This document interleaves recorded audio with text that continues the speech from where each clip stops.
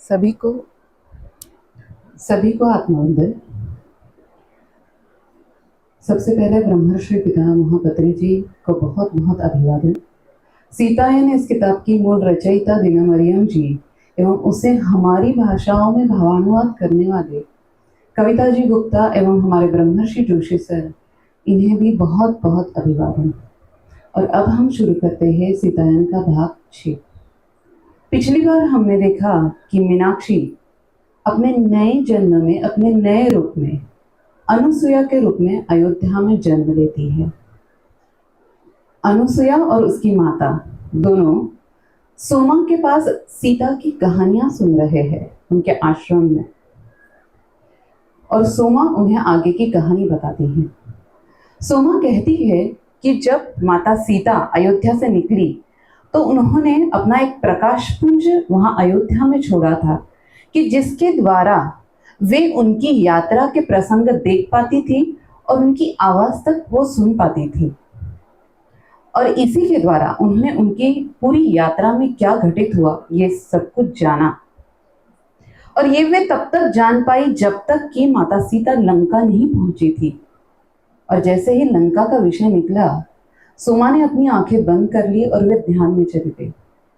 काफी समय तक अनुसुया और उसकी माता ने उनका इंतजार किया, लेकिन जब उन्हें ये समझ में आया कि वे गहरे ध्यान में जा चुकी है, फिर वो वहां से निकलकर पुनः आश्रम की ओर बढ़ी। रास्ते में दोनों ने एक दूसरे से कोई बात नहीं की। जब वे आश्रम पहुंची तो शाम के भोजन के लिए कुछ समय था, इसलिए आराम करने के लिए अपनी कुटिया में गई। तब अनुसुया की माता ने उससे कहा कि हम तो तुम्हारे प्रश्न को लेकर यहाँ आए थे, मैं तुम्हारे पिताजी को क्या उत्तर दूंगी। बाकी जो भी हो, लेकिन मुझे सोमा को मिलना और सोमा के साथ बात करना बहुत अच्छा लगा। उनसे मिलकर बहुत समाधान प्राप्त हुआ। अनुसुया ने कहा कि मुझे तो ऐसा लगता है कि मेरा कुछ संबंध है उनसे, मेरा कुछ रिलेशन है, मेरा कुछ कनेक्शन सा मुझे फील होता है। इतना होने के बाद वो दोनों भोजन के लिए आश्रम में गई। तब ऋषि जी ने वहां पर उनसे पूछा, क्या तुम्हारी बात सोमा से हुई, क्या उन्होंने तुमसे बात की? तब उन्होंने कहा कि हाँ, सोमा ने हमें माता सीता की कई कहानियां सुनाई। तब ऋषि जी ने अनुसुया से कहा कि क्या तुम हमारे आश्रम के विद्यार्थियों को उनमें से कोई कहानी बता सकती हो, कुछ साझा कर सकती हो उनके साथ। तब अनुसुया ने उनके साथ राजा जनक की कहानी सुनाई कि किस प्रकार राजा जनक अपने राज्य में सभी का कितना ध्यान रखते थे, और उन्होंने अपना राजमहल और रसोई घर सभी आने वाले आगंतुकों के लिए, पथिकों के लिए और सभी के लिए खुला रखा हुआ था। और एक बार कैसे एक दंपति को खाना प्राप्त नहीं हुआ तो राजा जनक ने स्वयं उनकी व्यवस्था की। और ये कहते हुए उसने आगे ये भी कहा कि माता का ये कहना था कि प्रकृति हमेशा जितनी लोक संख्या होती है उतना पर्याप्त मात्रा में हमेशा प्रोवाइड करती ही है, कभी किसी भी चीज की कमी नहीं होती। तब ऋषि जी ने आगे उसके भी आगे ये चीज ऐड की कि कमतरता कभी नहीं तब तक होती नहीं जब तक कि कोई लालसा वश वस्तु का संग्रह ना करने लगे। जब तक कि कोई लालसा वश अपने पास जितनी चीजें हैं उसमें संतोषी ना हो और किसी और की भी वस्तु प्राप्त करने की इच्छा करे, केवल तब तक ही प्रकृति का दिया सब कुछ पर्याप्त होता है। और ये सब लालसा आदि ये सारी चीजें तभी आने की शुरुआत हुई थी जब लंका से रावण की सेना, दक्षिण से रावण की सेना उत्तर की तरफ बढ़ रही थी। रावण एक महान पंडित थे, प्रकांड पंडित थे, बहुत ज्ञानी थे, किंतु अविवेक के कारण वे उदंड हो गए थे और उनमें लालसा आ गई थी सत्ता को प्राप्त करने की, अपना अधिकार क्षेत्र बढ़ाने की। और इसी कारण वे अवगुण से नीचे गिरते गए और ऐसे कुछ अकरणीय कार्य करते गए और फिर उनका नाश हुआ। ये सारी बातें अनुसुया सोचती रही कि केवल ज्ञान पर्याप्त नहीं है, ज्ञान के साथ विवेक का होना बहुत ज्यादा महत्वपूर्ण है। ज्ञान तो आपके पास है, किंतु अगर आपको सही गलत की समझ नहीं है कि क्या सही है क्या गलत है, तो ज्ञान व्यर्थ है। यही बातें सोचते हुए अनुसुईया को रात में नींद लग गई, और इतनी गहरी नींद तक वो काफी दिनों से ठीक से सो नहीं पाई थी, और इतनी गहरी नींद उसे लग गई वहां पर कि अगले दिन जब तक सूर्य की प्रखर किरणें कुटिया में नहीं आई थी तब तक वो नहीं जागी। और जब वो उठी तो माता ने उसे कहा कि अनुसुईया, तुम काफी देर तक सो रही थी, शायद कल की थकान होगी इसलिए, लेकिन मुझे लगता है कि अब हमारा सुबह का भोजन का समय जा चुका है, क्योंकि आश्रम में केवल 2 ही समय का भोजन मिलता था, एक सुबह जल्दी और शाम में सूर्यास्त से पहले। तब अनुसुईया ने झट से कहा कि माता, मैं भूखी रह जाऊंगी, लेकिन मुझे सोमा से मिलना है, मुझे आगे की कहानी सुनना है, चलिए जल्दी जल्दी। अनुसुईया उठी, तुरंत फटाफट तैयार हुई और फिर वे दोनों निकली। जब वो निकली तो सूरज का ताप सर पर था। वो सोमा की कुटिया के पास पहुंची, उन्होंने द्वार खोला तो सोमा अंदर नहीं थी। पीछे से आवाज आई कि आइए, आपका स्वागत है, मैं आपका ही इंतजार कर रही थी। ये दोनों पीछे गई तो सोमा ने बहुत अच्छे अच्छे व्यंजन बनाकर रखे थे। सोमा ने उनसे कहा कि पहले आप भोजन कर लीजिए, क्योंकि माता ये कभी नहीं चाहेगी कि कोई भूखे पेट उनकी कहानी सुने। इस बात को सुनकर उन दोनों को थोड़ा सा आश्चर्य भी हुआ, लेकिन फिर उन्होंने भी वहां पर भोजन स्वीकार कर लिया। भोजन के पश्चात वो वहां से पुनः कुटिया में आई, और अनुसुईया ने सहज ही सोमा के पैर छुए और उन्होंने कहा कि माता जी। तब सोमा ने कहा कि तुम्हारे लिए तो मैं हमेशा केवल सोमा ही रहूंगी, तो तुम मुझे केवल सोमा ही पुकारना। फिर आगे उन्होंने माता सीता की कहानी पुनः शुरू की। ऋषि अनुसुईया ने जैसे कहा था श्री राम, सीता और लक्ष्मण से कि आपको दक्षिण की ओर दंडकवन में जाना चाहिए, उसी प्रकार उन्होंने अपनी यात्रा दक्षिण की ओर शुरू की। वहां से निकलते वक्त ऋषि अनुसुईया ने माता सीता को ध्यान साधना सिखाई कि किस प्रकार अपने मनोबल को हम पक्का कर सकते हैं। ये सारी चीजें सीखते हुए वे आगे बढ़ते गए। आगे बढ़ते बढ़ते रास्ते में जितने भी गांव, कस्बे, बस्तियां आदि उन्हें लगे, जहां जहां पर रावण की सेना ने प्रलय मचा दिया था, वहां सभी को मिलकर उन्हें किस प्रकार संगठित होकर रहना है, किस प्रकार उन्हें अपना पुनः जीवन शुरू करना है, ये सारी चीजें श्री राम उन्हें सिखा रहे थे। और माता सीता उन्हें खेती किस प्रकार करनी है ये सिखा रही थी, क्योंकि वन धीरे धीरे उद्ध्वस्त हो रहे थे और अब उन्हें खेती करना बहुत ज्यादा आवश्यक था। इस प्रकार एक एक दर पदर वो आगे बढ़ते गए और वे पंचवटी वन में पहुंचे। पंचवटी वन माता का सबसे प्रिय स्थान था, क्योंकि वहां पर गोदावरी नदी बहती थी और गोदावरी को वो अपनी बेटी के समान मानती थी। और गोदावरी नदी के आसपास का वातावरण इतना सुंदर था, फूल, फल और वनस्पतियां और नैसर्गिक वातावरण माता को बहुत पसंद था। वहां का वातावरण, वहां पर कुटिया आदि की व्यवस्था होने के पश्चात वहीं पे पास में अगस्त्य ऋषि और लोपामुद्रा उनकी पत्नी ऋषि, उनका आश्रम था। वहां पर वो उनसे मिलने गए और ऋषि लोपामुद्रा ने उन्हें कुछ मंत्र सिखाए जो कि असुरी वृत्तियों से लड़ने के लिए उनके काम आने वाले थे। ये सारी चीजें सीख कर वे अन्य आसपास की जनता की मदद करने लगे। कई ऋषि मुनि उनकी भेंट के लिए आए, कई गांव के आसपास के लोग भी उनसे भेंट करने के लिए आए और रावण की सेना की अराजकता के बारे में वे उन्हें बताने लगे कि किस प्रकार रावण की सेना ने संपूर्ण उद्ध्वस्त करना शुरू कर दिया है, किस प्रकार वे उन्हें परेशान करते हैं, जंगलों को उद्ध्वस्त करते हैं, नदी का पानी सुखा देते हैं, उनकी बेटी और बहुओं का अपहरण कर लेते हैं, किस प्रकार वे उन्हें दुखी कष्ट कर छोड़ रहे हैं।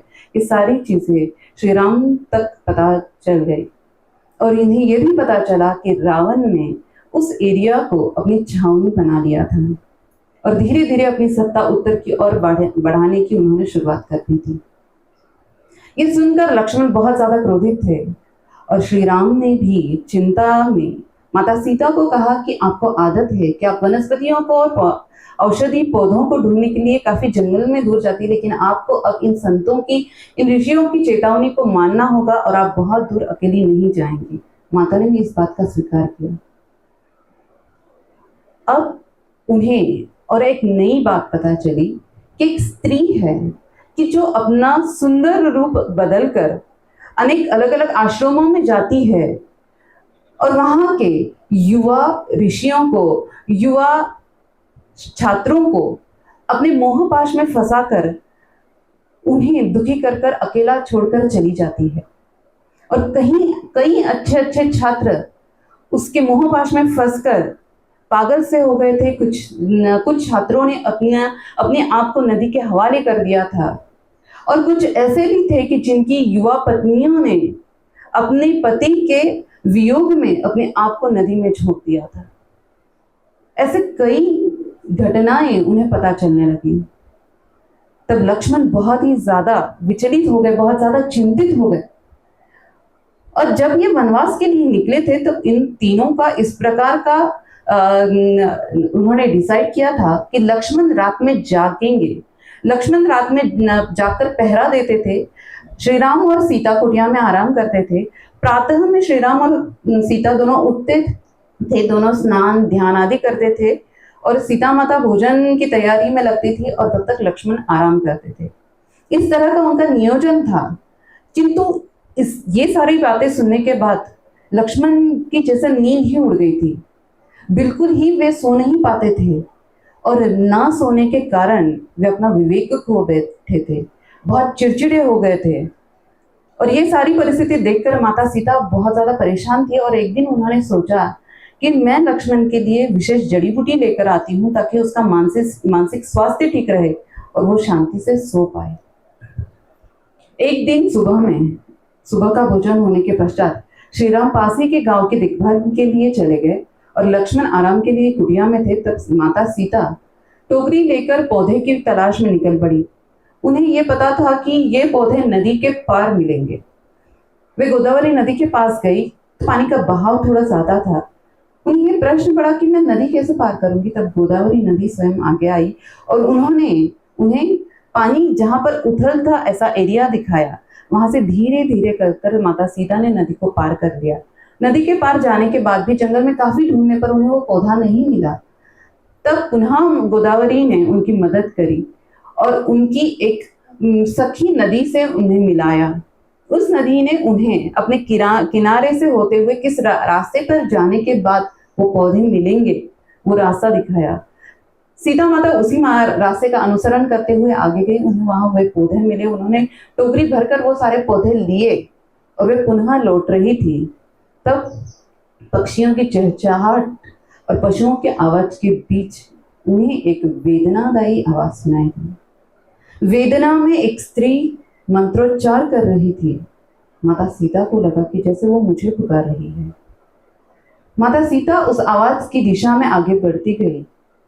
फिर उन्हें एक दृश्य दिखा कि एक टूटी फूटी सी कुटिया के बाहर एक स्त्री माता पार्वती की एक प्रतिमा के सामने, जो फूलों से बहुत सुंदर सजाई हुई थी, उस प्रतिमा के सामने बैठकर वो मंत्रोच्चार कर रही थी।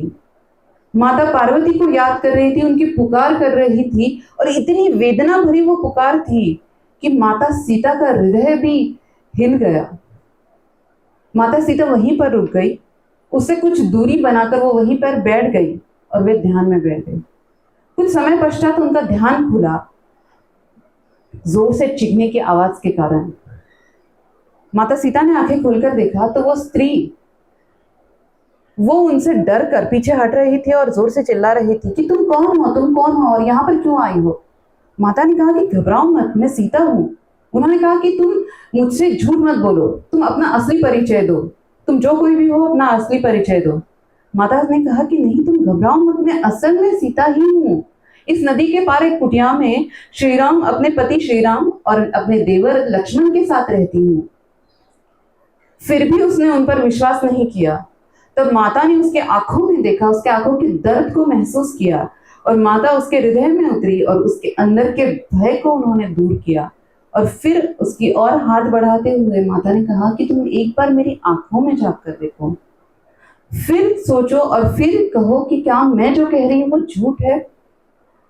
उस स्त्री ने माता की आंखों में झांक कर देखा और उसे विश्वास हुआ कि ये सीता ही है। फिर वह उनकी पैर में गिर गई कि माता मुझे क्षमा करो, मैं आपको पहचान नहीं पाई, लेकिन तो आप ही के जैसी दिव्य तेज वाली एक स्त्री आई थी जिसने छल कपट से मेरा सब कुछ उद्ध्वस्त कर दिया। माता ने उसे शांत करते हुए कहा कि मैं तुम्हारी पीड़ा तो महसूस कर रही हूं, किंतु मैं उसका कारण नहीं जानती। मैं उसका कारण जानना चाहती हूँ। क्या तुम उसका कारण मुझे बता पाओगी? वो बहुत रोई। उसने कहा कि माता, मैं ये वो सब पुनः याद करने में मुझे बहुत ज्यादा तकलीफ होगी। माता ने कहा, फिर भी मैं उस दुख को जानना चाहती हूँ। वो बहुत रोई और कुछ हिम्मत करके उसने माता से कहा कि माता, मेरा नाम चंद्रिका है। मेरा विवाह एक विद्वान युवा ऋषि के साथ हुआ और उनकी विद्वत्ता पर उनके गुरु को भी बहुत विश्वास था, इसलिए उनके गुरु ने उनके कई शिष्यों को उनके पास सीखने के लिए भेजा और धीरे धीरे शिष्य बढ़ते गए। आसपास के भी कुछ शिष्य उनके पास सीखने के लिए आने लगे। तो हमने अपने गुरु के आश्रम से ही पास में एक छोटा सा आश्रम बना लिया और उनके शिष्य उनकी इतनी प्रशंसा करते और ये सारी बातें सुनकर मुझे अपने पति पर बहुत ज्यादा अभिमान होता। एक दिन हमारे आश्रम में एक सुंदर स्त्री आई जो बहुत सुंदर थी, बहुत तेजोमय थी और उसने अपना नाम माया बताया। उसने कहा कि एक महान ऋषि की वो बेटी है और उसके शरीर से इतनी अच्छी सुगंध, इतनी अच्छी महक आती थी कि आश्रम का प्रत्येक शिष्य उसकी हर एक इच्छा पूरी करने के लिए लालायित रहता था। लेकिन धीरे धीरे जैसे समय बीतता गया, मुझे उसके हंसी के पीछे का बनावटीपन नजर आने लगा और मैंने एक बार अपने पति को इस बारे में आगाह भी किया तो मेरे पति ने मेरा तिरस्कार किया और मेरी भर्त्सना करते हुए मुझे कहा कि तुम्हें इस बारे में कुछ नहीं समझता। वो एक दिव्य व्यक्ति है जिसने अपनी आध्यात्मिक उत्थान के लिए अपने आश्रम को चुना है। और उसके बाद उसके बीच और उसके पति के बीच दूरियां सी निर्माण हो गई। उसके पति हमेशा उसका तिरस्कार करने लगे।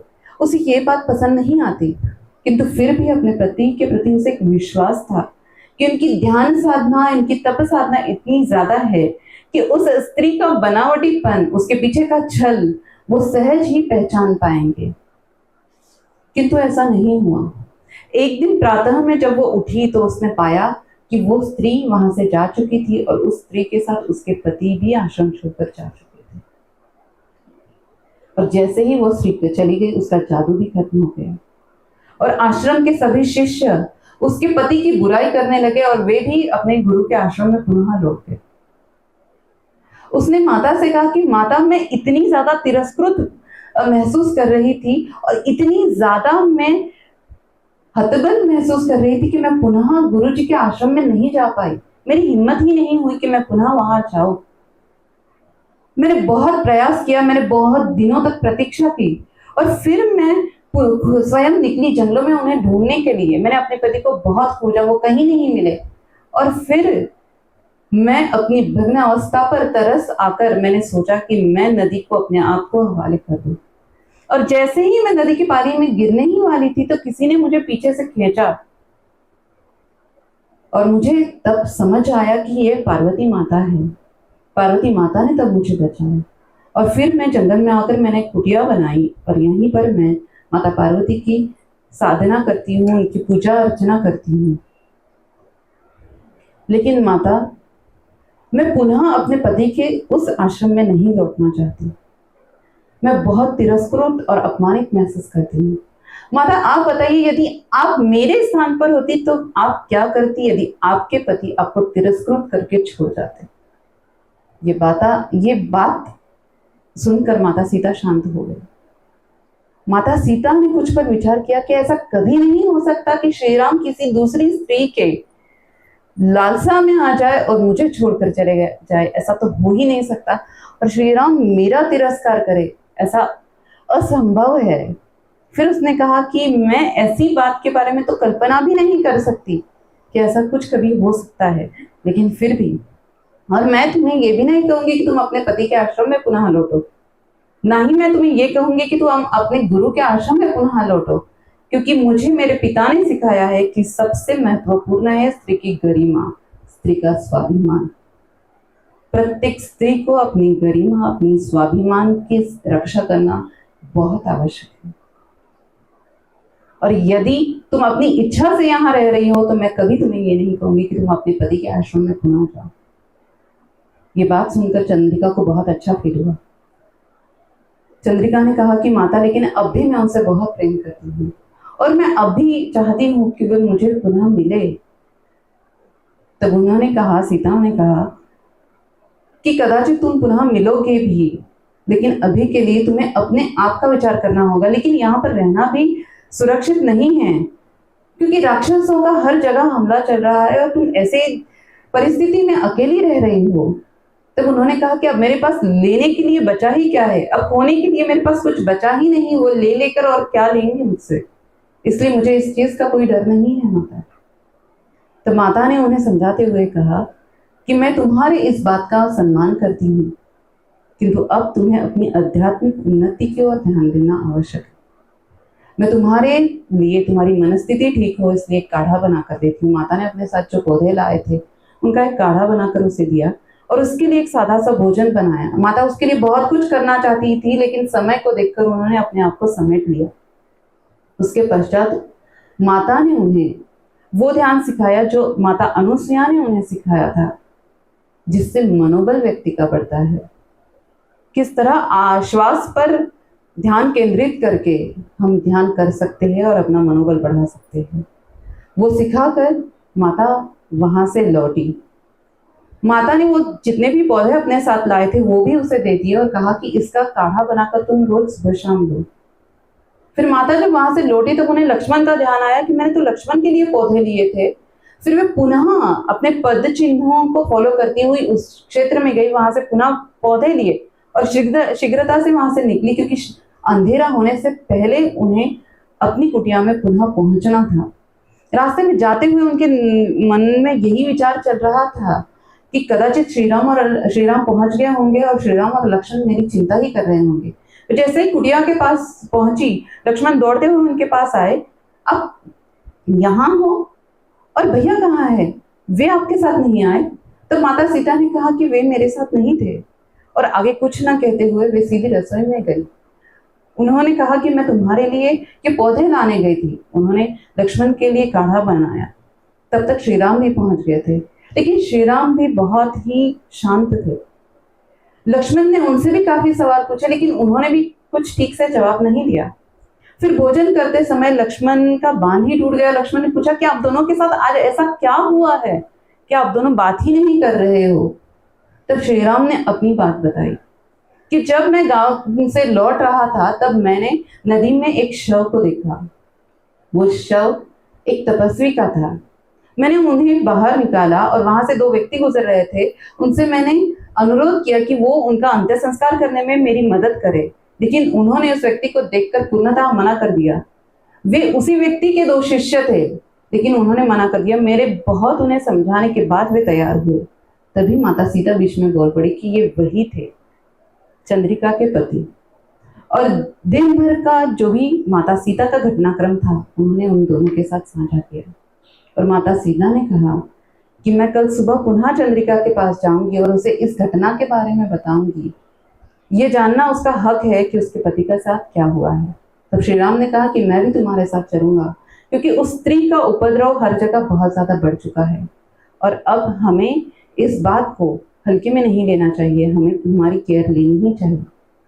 किंतु अगले दिन माता चंद्रिका के पास नहीं जा पाई, क्योंकि अगले दिन सुबह ही गांव के कुछ लोग वहां दौड़े भागे चले आए कि पासी की बस्ती में रात्रि में राक्षसों ने हमला करके वहां के प्रत्येक व्यक्ति को मार गिराया था। और अब गांव के लोग एक सुरक्षित स्थान को ढूंढने में लगे थे और उसके लिए उन्हें श्रीराम और लक्ष्मण की मदद की आवश्यकता थी, इसलिए वे वहां पर आए थे। श्रीराम और लक्ष्मण तुरंत ही उनकी मदद के लिए निकल गए और माता तो अकेली जा नहीं सकती थी, इसलिए वे कुटिया में आई पुनः और ध्यान में बैठ गई और उन्होंने ऋषि लोपामुद्रा ने दिया हुआ मंत्रोच्चार किया।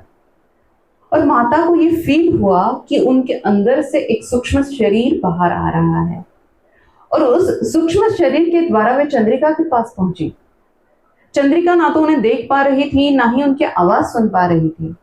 माता ने देखा कि चंद्रिका किसी एक व्यक्ति के साथ बात कर रही है। वो व्यक्ति उसे उसकी पति के बारे में बता रहे थे कि किस प्रकार उनका अंतर हुआ, और फिर वो व्यक्ति चला गया। उस व्यक्ति के जाने के बाद चंद्रिका माता पार्वती की मूर्ति के आगे बैठकर बहुत रोने लगी। तब माता पार्वती स्वयं प्रकट हुई और उन्होंने कहा कि तुम्हारे पीछे माता सीता आई हुई है तुम्हारा सांत्वन करने के लिए, तुम उन्हें देखो। तब वो माता सीता को देख पाई और उनकी आवाज भी सुन पाई। माता सीता ने उसे बहुत समझाया कि तुम्हें अब तुम्हारे पति के मोह से दूर होना होगा। उसने जो गलत कार्य किया था उसका उसे फल मिला है, इसलिए तुम उसके मोह में मत फंसो। चंद्रिका ने कहा कि माता ये मैं जानती हूँ, लेकिन फिर भी मैं आज भी उनसे उतना ही प्रेम करती हूँ और मैं पुनः चाहती हूँ कि मैं उनसे मिल पाऊं। तब माता ने कहा कि हाँ तुम मिलोगी, तुम इससे भी बेहतर परिस्थिति में उनसे पुनः मिलोगी, लेकिन आज के लिए तुम्हें इस मोह पाश को छोड़ना होगा, भूलना होगा, तभी तुम आगे बढ़ पाओगी और तभी तुम्हारे पति भी आगे बढ़ पाएंगे। ये कहकर माता, ये सुनकर चंद्रिका ने कहा कि मेरे पति को तो उनकी गलती का फल मिल गया, लेकिन उस स्त्री ने, उस दुष्ट स्त्री ने जो कार्य किया है, क्या उसे उसका फल नहीं मिलेगा माता? माता शांत हो गई।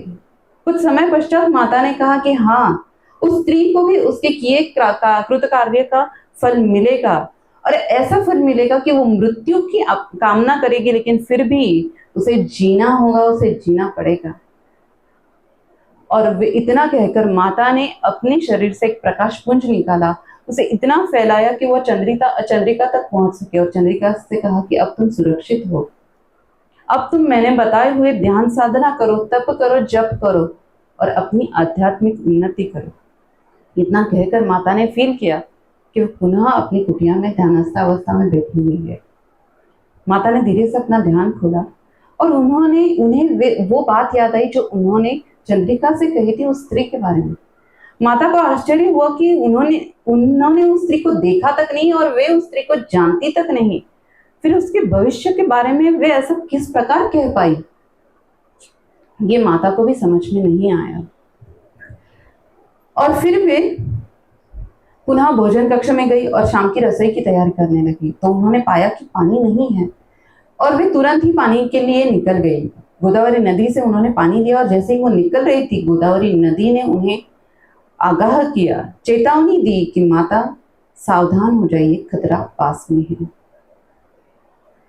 तभी माता ने एक मोहक सुगंध फील की। माता को लगा कि गोदावरी नदी ने मेरे लिए सुंदर से फूल भेजे हैं। वो पलट नहीं वाली थी कि तभी उन्हें चंद्रिका की बातें याद आई। उस स्त्री की जब वो आश्रम में आई थी तो उससे एक मोहक खुशबू आती थी, एक मोहक सुगंध आती थी और वो जान गई कि ये खतरा वही है। माता ने तुरंत अपनी गति बढ़ा ली और वे जल्द से जल्द, उन्हें लक्ष्मण की याद आई कि लक्ष्मण थक चुका है और वो अगर आ चुका होगा तो वो उसके चपेट में आ सकता है, मुझे उसके लिए एक बहुत तेज काढ़ा बनाना आवश्यक है। और वो तुरंत दौड़कर पुनः कुटिया में आई, लक्ष्मण के लिए काढ़ा बनाया। लेकिन अब तक श्री राम और लक्ष्मण लौटे नहीं थे। उन्होंने भोजन बनाया। श्री राम और लक्ष्मण कुटिया में लौटे तो श्री राम को बहुत जख्में हुई थी और लक्ष्मण का कंधा बहुत ज्यादा जख्मी हो चुका था। माता दौड़ी भागी आई, उन्होंने लक्ष्मण का उपचार किया, उन्हें वो काढ़ा दिया और भोजन भी लेकर आई। इन सारी बातों के बीच में माता उस सुगंध के बारे में उन्हें बताना ही भूल गई। इसके पश्चात, कुछ दिनों के पश्चात, एक दिन शाम में जब माता रसोई में भोजन बना रही थी तो उन्होंने लक्ष्मण को कहते हुए सुना कि भैया, क्या उस रात जब हम रावण की सैन्य से लड़कर आ रहे थे, आपने एक मोहक सुगंध का अनुभव किया था?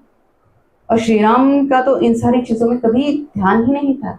तो श्री राम ने मना कर दिया कि नहीं, मैंने तो कोई ऐसा अनुभव नहीं किया। लक्ष्मण ने पूछा कि भैया, ऐसे कौन से फूल होंगे कि इतनी मनमोहक खुशबू देते हैं?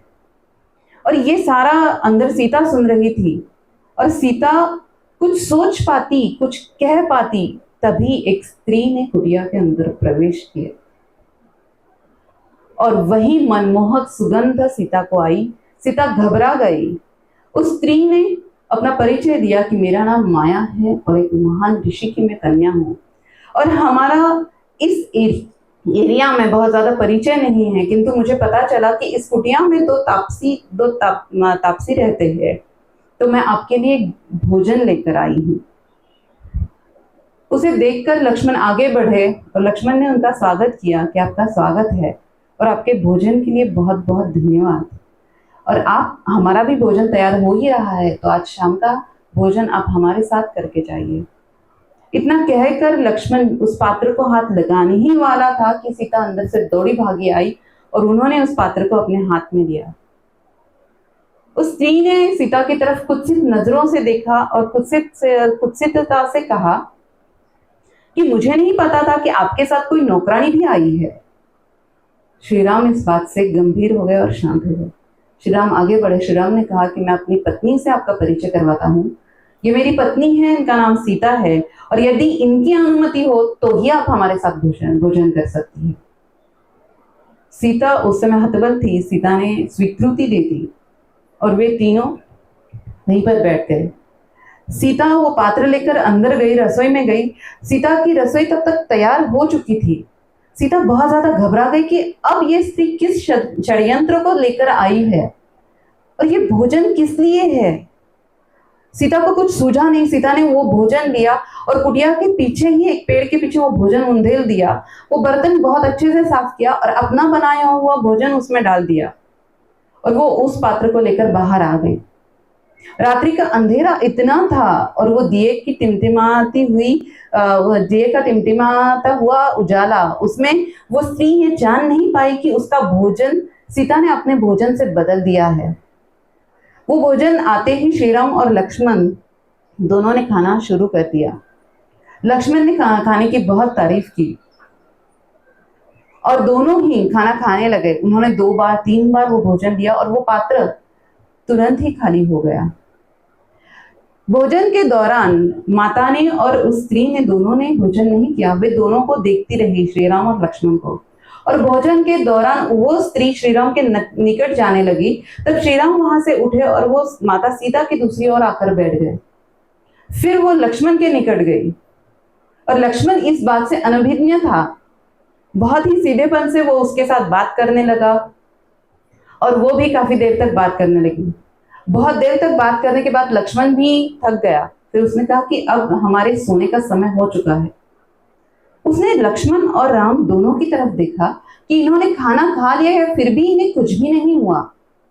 फिर उसने सीता की ओर देखा तो सीता माता मुस्कुरा रही थी। उसे सारी बात समझ में आ गई और वो चिल्लाकर बोल पड़ी, तुमने मेरा खाना अपने खाने से बदल दिया था ना? क्या तुम्हारे यहाँ ऐसा ही किया जाता है अतिथि के लाए हुए भोजन के साथ? उसका चिल्लाया हुआ स्वर सुनकर चिल्लाए हुए स्वर में उसका रूप बदलने लगा और माता सीता ने उसके उस रूप को तुरंत ही पहचान दिया और माता सीता जोर से चिल्लाई, शूर्पणखा। और जैसे ही उसे ये अनुभूति हुई कि मेरी आइडेंटिटी डिस्क्लोज हो चुकी है, उसने तुरंत ही माता का गला दबोच लिया। माता सांस नहीं ले पा रही थी। श्री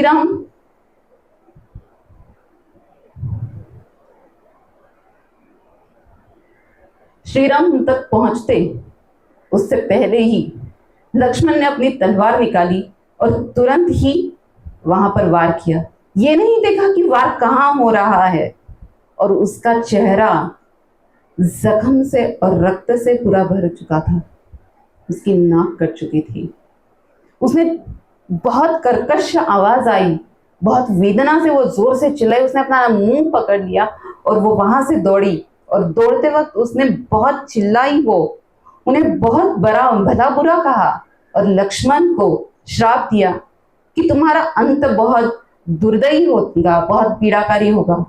और चिल्लाती हुई, चीखती हुई वो वहां से चली गई।